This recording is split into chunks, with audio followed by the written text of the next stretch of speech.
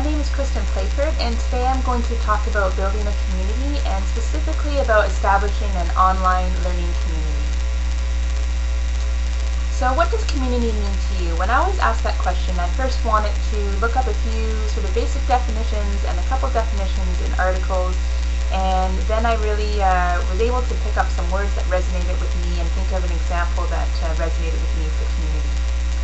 So starting with the definition of Merriam-Webster's online dictionary definition of community, it defines community as people with common interests in a common location, a group of people with common characteristics. And Wiktionary describes community as a group sharing common understanding, so again the same word, common, interacting by electronic means for different purposes such as setting up a virtual community.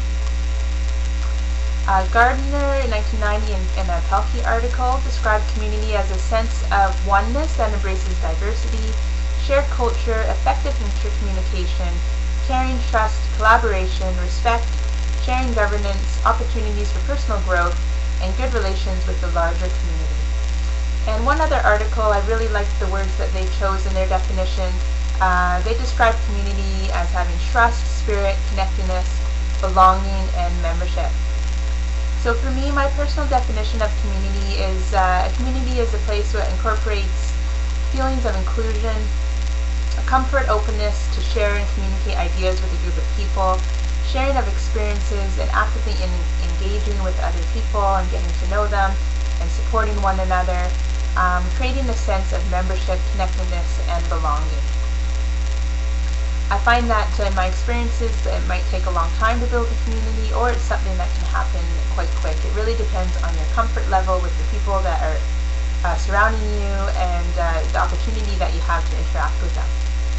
So an example I wanted to give you was my daughter's school, and she just started a junior kindergarten program at an independent school that on their website describes themselves as humble, caring, and a thriving community. It's an IB program. It's an International Baccalaureate World School, and their mission includes to use education to prepare students to become creative and committed, compassionate citizens of the world.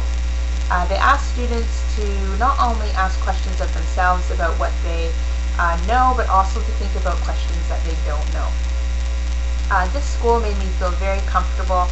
I felt welcomed immediately as soon as I was there on campus. I felt I belonged. I felt like I was a member of the community. I felt a sense of trust and comfort, and this was all reinforced as I was able to interact more with my daughter's classmates and their parents and her teachers and other staff of the school. I definitely felt a sense of satisfaction, that it was a positive learning environment, and I felt safe leaving my child there. Another area that I'd like to talk about is some context considerations when building an online community. It's good to compare online to face-to-face and see the differences in the context. Overall, I think there's a great similarity, and that similarity is that both face-to-face and online communities need to have an active engagement from the participants. So that would be engagement between learner and learner, learner and instructor, learner and content, and learner and the actual technology online. Specifically for face-to-face focus for community, it's good to focus on small collaborative group work, to create time for sharing experiences in class, and to introduce the use of media and social media. Another example is to change some desk configurations. So traditionally you might look at this picture and see a lot of children in a row where the teacher would stand at the front of the class, and that's how their learning environment was set up. An adaptation to that to really encourage community would be to change the shape of those desk configurations and put them in the shape of U shapes or horseshoe shapes, circles or squares even, and this would allow the instructor to walk around more freely and really facilitate the learners where they would be able to face each other and collaborate and engage and participate with one another more easily than in rows facing forward. So that was a picture of the U-shaped desk I was referring to. So So community learners in an online environment, in that context, sometimes they may feel a little isolated because they're now engaging with computers rather than other learners, and it's not maybe a natural social outlet. So it's important to include things like different tools like Facebook or Twitter, or Skype or Uvu, and perhaps set up some synchronous meetings where the students can face each other face-to-face on a Skype session. So using different tools like that, increase support through teacher presence and interactive activities, adding things like personal profiles and introductions, sharing personal experiences, and again using that social media to encourage community online. This brings me into best practices from building a community online. There's many different best practices, and I've really just put a list together that incorporates practices that I think are important. So having a space to meet, such as the actual environment of what you're learning on, such as Moodle, making it easy to navigate and have it well organized. Asking students to set up personal profiles and introductions and icebreakers. So asking them to share personal experiences, or also asking them to share their educational goals or other educational experiences that would relate to this course. So setting up these sort of introductions is important because it can give the students an opportunity to interact with each other, or rather to really learn about each other before they start interacting and become more comfortable with each other. Setting guidelines for the course, so making sure that your expectations are clear, and then also setting guidelines on how to participate, maybe how much to participate, and really how to respect each other online. Learning activities, making sure your activities relate to your learning outcomes and that the activities are interactive and allow the students to collaborate together. Providing feedback in a high quality manner and also in a timely manner is important. So making sure that the feedback happens throughout the course and not just at the end of the course can help students feel like they're a little bit more motivated and feeling more sense of belonging to when they're learning. Sharing knowledge can also enhance that sense of belonging and help students learn when they share their own personal experiences and other students learning from others' experiences. Teacher responsiveness I'm going to talk more about when I talk about the role of an instructor online, but some examples would be setting up weekly summaries, recapping and summarizing the week or looking forward to the week ahead and giving information about that, setting up video tutorials where students can answer questions, and perhaps in a synchronized setting where they can answer questions in a Skype session or in an Uvu session. So that brings us into the role of the instructor in building an online community. And really the instructors can establish a sense of community or help establish a sense of community by creating that welcoming environment. So when the personal profiles and the introductions are developed at the beginning of the course, it's important for the instructor to also, perhaps include their own profile or their own introduction anyways, and make sure they read the students' profiles so they are feeling like they are connecting with the students themselves as well. Fostering interactions and stimulating positive forum questions is important. Make sure that, for example, if a student is perhaps asking some difficult questions, or maybe their posts are getting a little bit challenging, it's important to maybe redirect the students to communicate with you in an email, really just setting up a positive environment for the other students as well. And creating interactive activities, so maybe setting up group work where you ask students to perform or to develop rather a wiki together would be an example of a collaborative interactive activity. Setting up the weekly chats or tutorials would be an example, as I mentioned before, of where students can have a synchronized meeting through Skype or Uvu, and weekly video reviews too. So that really shows the teacher's responsiveness and the teacher's presence by setting up these review sessions, and by also setting up tutorial sessions where students can actually see a video stream of the instructor. And again, providing that frequent and timely feedback.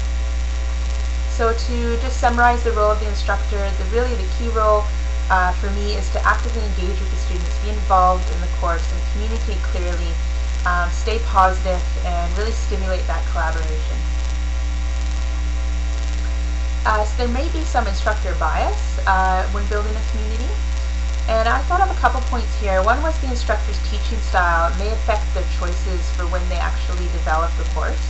For example, if they're used to teaching in a behaviorist method, they may not create an environment where students can build a sense of community because they're used to setting up courses that are filled with contents where students more use their memory to read the lecture and then memorize and write an exam. And that might not really set up an example of building community online. Another example would be an instructor who themselves is not a social learner and they prefer an independent type of learning. It might be harder for them to be involved in the social media. Shea al. State that all paradigms of effective online teaching in higher education assert or imply that good online professors facilitate high levels of interaction between students. And moving on to the role of a student building an online community, participation for me I think is the key. Social presence is the key. That's what provides a positive effect for the learning outcomes and the satisfaction for the learner.